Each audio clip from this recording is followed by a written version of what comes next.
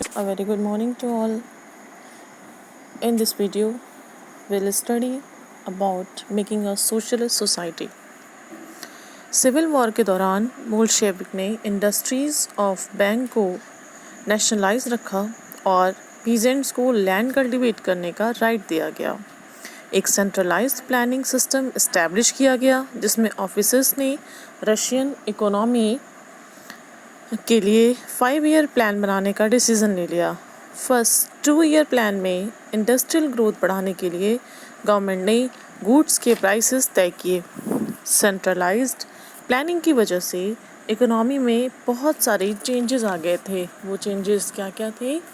First point is industrial production increased. Second, new factories were set up. Third, schooling system was set up for peasants and workers. Fourth, crèches were established in factories for children of women workers. Fifth, cheap public health care was provided. Sixth, better living quarters were set up for workers.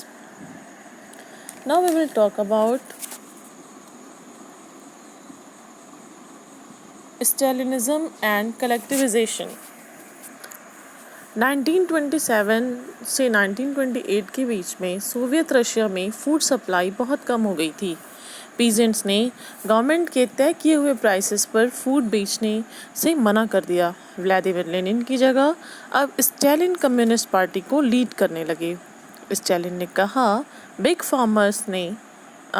Farmers को food gains जो यानी big farmers थे, उन्होंने क्या किया था कि food grains को छुपा कर रखा था ताकि मार्केट में जब इनके प्राइजेस बढ़ें तो वो ज़्यादा से ज़्यादा प्रॉफिट गेन कर सके।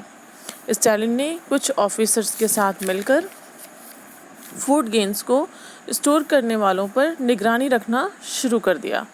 कुछ रिच फार्मर्स यानी कुलैक्स पर अटैक किया गया, लेकिन इन सब के बाद भी रशिया में फूड ग्रेन्स की सप्लाई इंक्रीज सही नहीं हो पाई। स्टालिन ने कलेक्टिविजेशन का आइडिया लिया। स्टालिन ने कहा सभी पीजेंट्स के पास इंडिविजुअली बहुत कम लैंड है, इसलिए सभी पर प्रोडक्टिविटी इंक्रीज करना बहुत मुश्किल होगा। तो क्यों ना सभी पीजेंट से लैंड ले ली जाए और एक बड़ा मॉडर्नाइज फॉर्म बनाया जाए जिसे सिर्फ स्टेट ही कंट्रोल करे। इस आइडिया को नाम दिया गया स्टालिनिज्म कलेक्टिविजेशन प्रोग्राम। सभी पीजेंट्स कलेक्टिविजेशन में काम करने के लिए सभी पीजेंट को फोर्स किया जाता था। इस प्रोग्राम के मुताबिक सभी पीजेंट्स को मिलकर एक साथ काम करना था और जो भी प्रॉफिट मिले उसे सब में इक्वली डिवाइड करना था।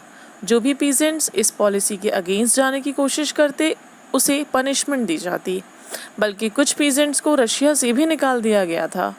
थोड़े ही टाइम बाद पीजेंट्स ने स्टालिन से कहा हम लोग सोशलिज्म के अगेंस्ट नहीं हैं, लेकिन वो किसी रीज़न की वजह से कलेक्टिविजेशन में काम नहीं करना चाहते।